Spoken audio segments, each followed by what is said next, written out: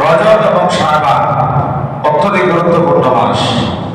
নবী করিম সাল্লাল্লাহু আলাইহি ওয়াসাল্লাম এই দুই মাসকে মাহে রমজানের প্রস্তুতির মাস হিসেবে অভিহিত করেছেন। আমরা কোথাও কোনো খেলায় অংশগ্রহণ করতে ইচ্ছা পোষণ করলে খেলার অন্তত বেশ কিছুদিন আগে থেকে আমরা প্রীতি ম্যাচ খেলে নিজেদেরকে যাচাই করে নিই, প্রস্তুত করে নিই ফাইনাল খেলার জন্য কতটুকু আমাদের প্রস্তুতি আছে।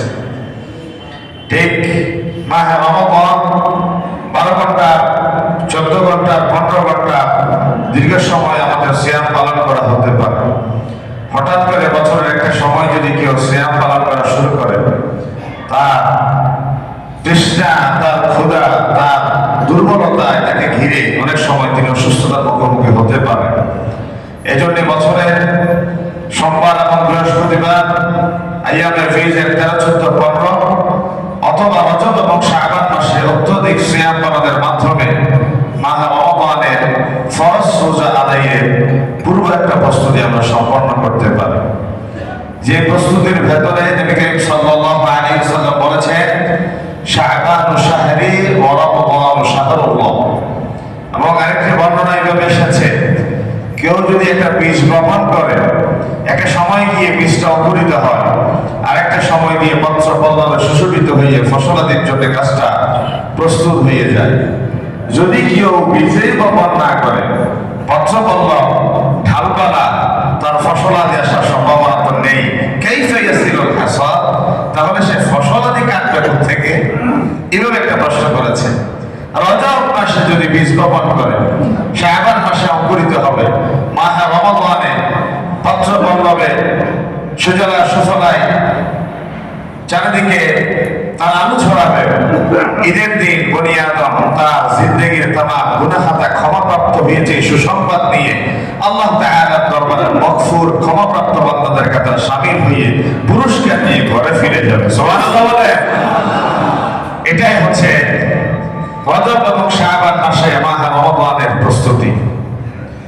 যে যত বেশি মাহে রমজানকে ঘিরে প্রস্তুতি সম্পন্ন করতে পারবে, তা রমজানের রোজা তত বেশি তাৎপর্যমণ্ডিত হতে পারে।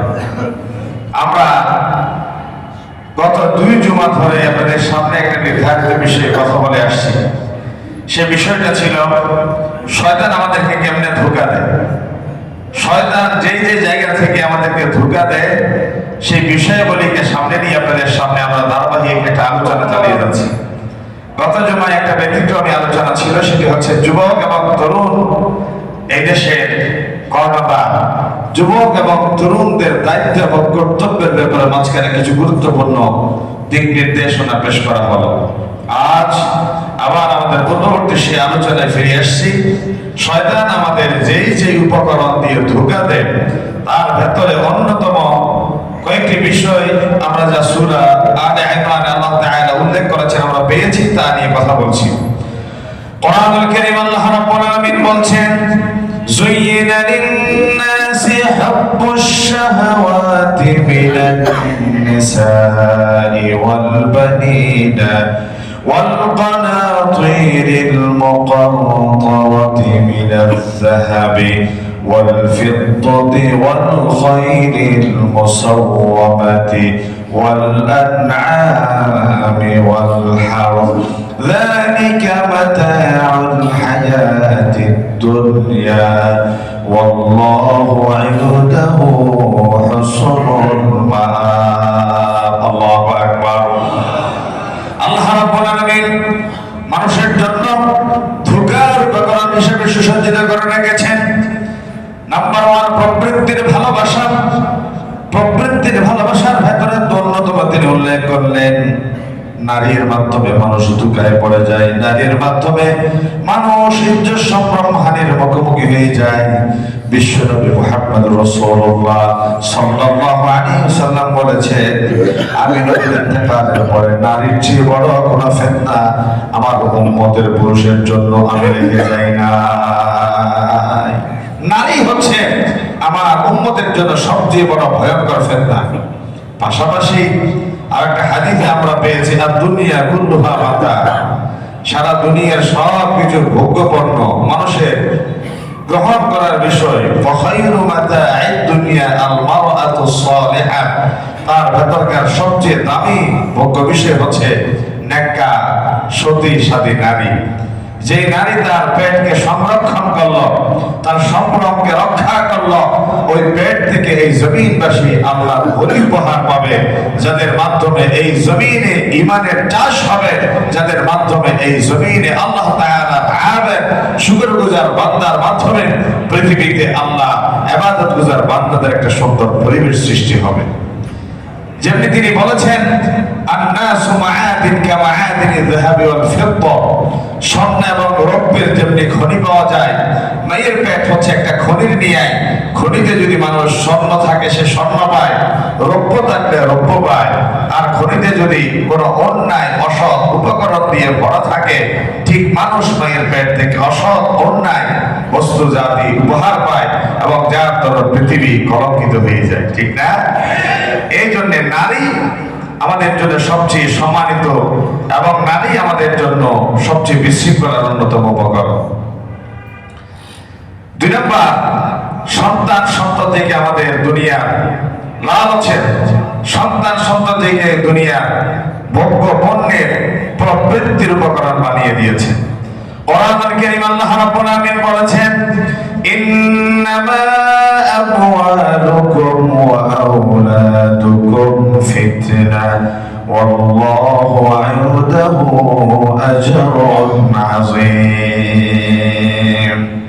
তোমাদের বাড়তিটা সম্পদ, তোমাদের হাতের কামাই করা সমুদয় নিয়ামত এবং তোমাদের সন্তান সন্ততি তোমাদের জন্য বড় ফিতনার কারণ হয়ে দাঁড়াবে।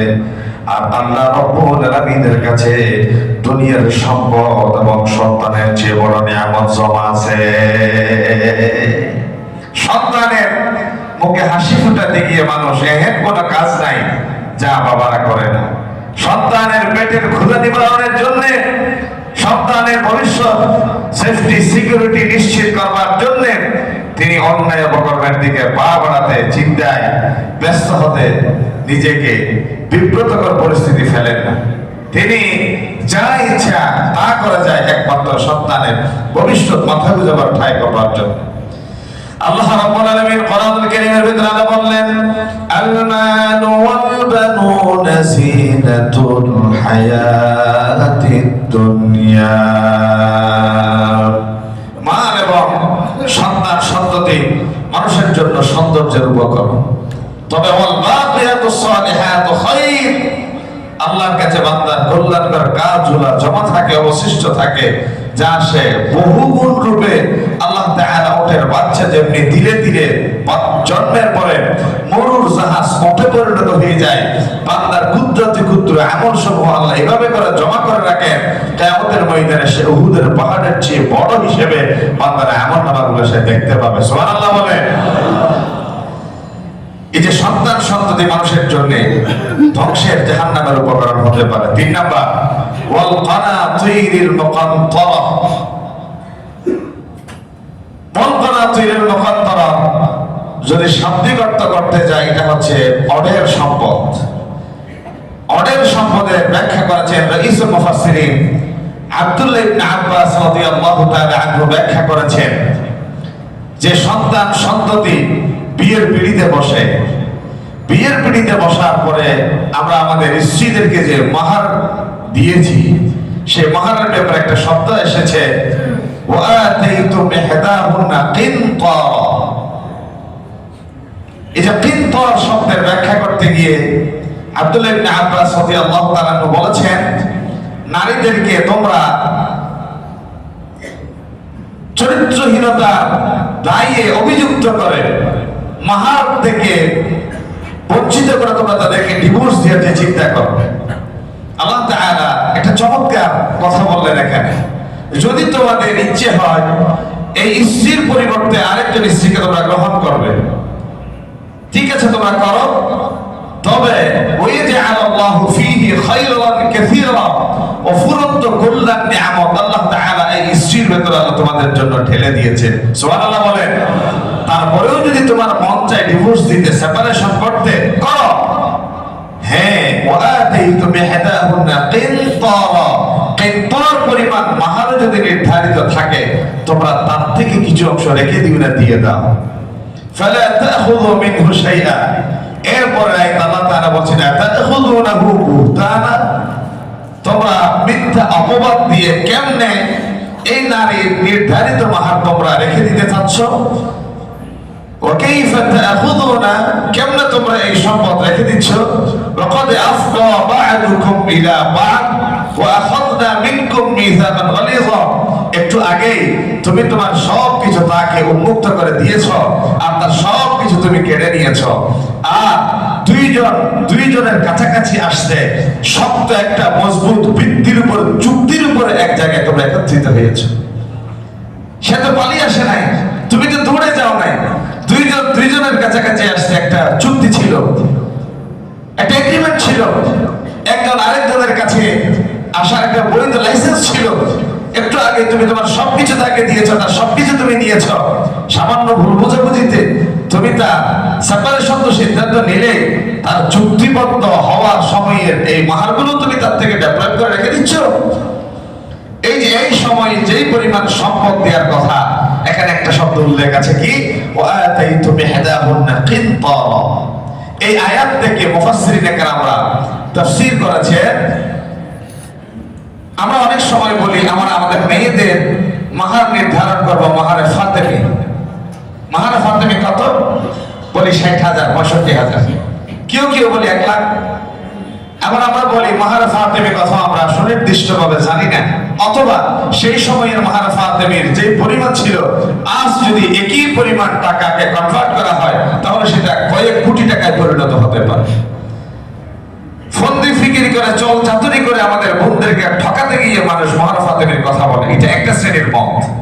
আরেকটা শ্রেণীর মত বলে যে আল্লাহ সূরা নিসা এই যে 20 নম্বর আয়াত আল্লাহ তাআলা বললেন যে ওয়াতাইতু বিহাদাহুন্না কিনতারা, কিনতার পরিমাণ মাহার যদি হয় দিয়ে দাও। What is কিনতার? কিনতার মানে হচ্ছে বেশি পরিমাণ মাহার নির্ধারণ করা যে জায়েজ, এটার প্রমাণ হচ্ছে এই আয়াত। রাইসুল মুফাসসিরিন আব্দুল্লাহ ইবনে আব্বাস রাদিয়াল্লাহু তাআলা আনহু ব্যাখ্যা করেছেন, মরুর জাহাজ উট, বিশাল দেখি একটা উট জবাই করলেন, চামড়া জমিনে বিছিয়ে দিলেন, এই চামড়ায় যে পরিমাণ স্বর্ণ মুদ্রা ধরবে আটিবদ্ধ করলে ওই পরিমাণ স্বর্ণ মুদ্রা যদি বিয়ের পিড়িতে বসার সময় আপনার স্ত্রীর মাহার নির্ধারিত হয়, আপনি ওই পরিমাণ মহার সেপারেশনের সময় তুমি তাকে দিয়ে দাও।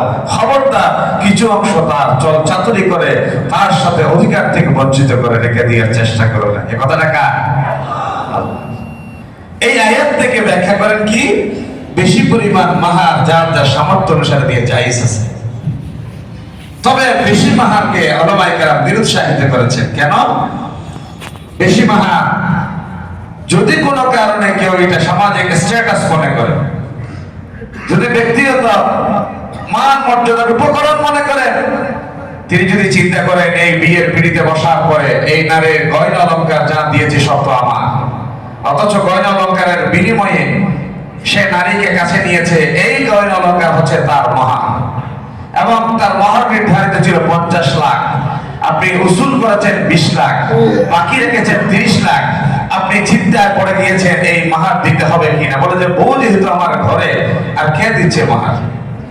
এই যে চিন্তায় আপনার ভেতরে ঢুকলো, নবী করিম সাল্লাল্লাহু আলাইহি ওয়াসাল্লাম বলেছেন কেউ বিয়ে করলো, স্ত্রীর সাথে প্রতারণা করলো, খাতাআহা লাকিয়া আল্লাহ ইয়াউমাল কিয়ামাতি ওয়া হুয়া জানিন, মারা গেল, আল্লাহর কসম 10টা 12টা সন্তান সন্ততি হলো, ছেলে মেয়ে হলো, অবৈধ সন্তান, 15 20 বছর 30 বছর 40 50 বছর ঘর সংসার করলেন, আপনি তার সাথে জেনা করলেন, ব্যভিচার করলেন, নাউজুবিল্লাহ বলেন।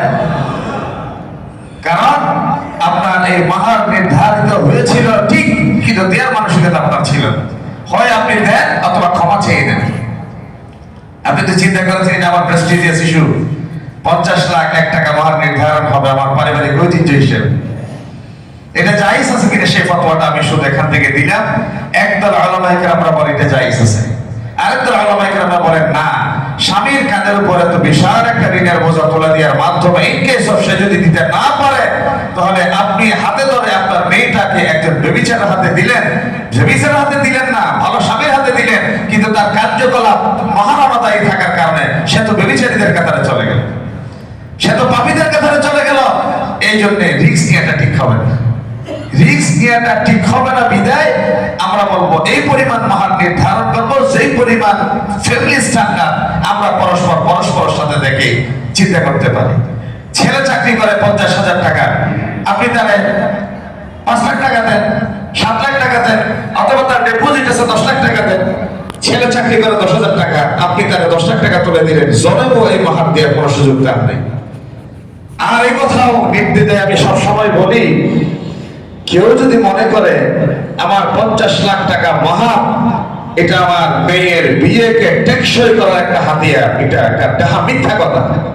আল্লাহ মাফ করুক, আল্লাহ হেফাজত করুক। আমি একটা বিশ্রী উদাহরণ দিব এখন, একটা খুব বিশ্রী একটা উদাহরণ দিচ্ছি। সেটি কি, কোনো কারণে আমি যদি আমার স্ত্রীকে অন্যের বিছানায় দেখি, আমার মাহার যদি 1 কোটি টাকাও হয়, ব্যক্তিত্ব সম্পন্ন কোন পুরুষকে 1 কোটি টাকা মাহারানা দেওয়ার ভয়ে আরেকজনের বিছানায় যাওয়া তার স্ত্রীকে তার স্ত্রী হিসেবে মর্যাদা দিয়ে রাখতে পারে? কথা বলে রাখতে পারে? ওই জায়গায় 1 কোটি টাকা মাহার তার জন্য কোনো ব্যাপার না, সে ভিক্ষা করবে প্রয়োজন, তারপরেও আমি ডিভোর্স দিয়ে দিই। আর যদি কোন সতী সাথী নারী, সন্তান সন্ততির প্রতি যত্নশীল নারী, তার মাহার নির্ধারিত হলো মহারা ফাতেমি। যুক্তির খাতিরে বলছি আমি, দিতে হবে এমন নয়। 1 লাখ টাকা মাহার ধরলেন, 50,000 টাকা মাহার ধরলেন, অথবা কোরআন শিক্ষার বিনিময়ে রাসূলুল্লাহ সাহাবায়ে কেরামদের বিয়ে হয়ে যেমন ইতিহাস আছে, আপনি তারা কোরআন শিক্ষা দিলেন, এটাই আপনার মাহার। এর বিনিময়ে আপনি বিয়ের পিড়িতে বসলেন, আপনার সতী সাথী স্ত্রী 50-60 বছর এত চমৎকার করে ঘরটাকে তিনি সাজিয়ে দিলেন। আপনার স্ত্রীকে ছাড়া আপনি কল্পনা করতে পারেন না, আপনার স্ত্রী আপনাকে ছেড়ে কল্পনা করতে পারে না। এই যে 50,000 টাকা মাহার, এই বিয়েকে ভেঙে দেওয়ার কোনো উপকরণ হতে পারে না, ঠিক কিনা বলেন না?